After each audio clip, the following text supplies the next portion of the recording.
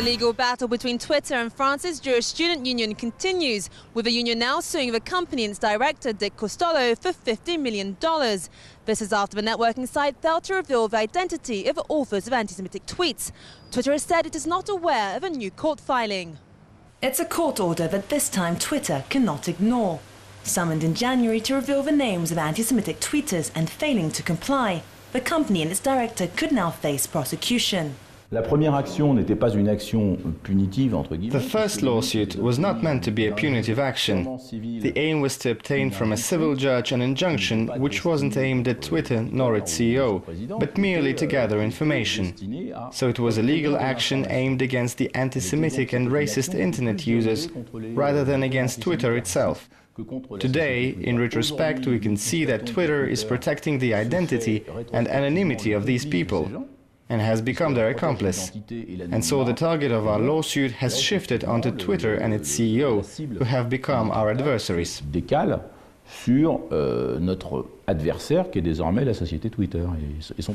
The criminal complaint lodged by France's Jewish student union threatens to make Twitter, and more importantly its CEO, Dick Costolo, liable for the content posted on the company's website. Twitter has responded that it's in continual discussions with UEJF.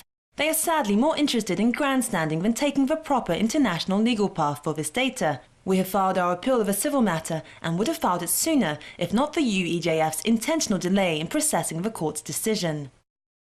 The union's president is claiming $50 million in damages, which he says will be handed over to the Shoah Memorial Fund. Ce n'est pas rien, même pour la firme américaine.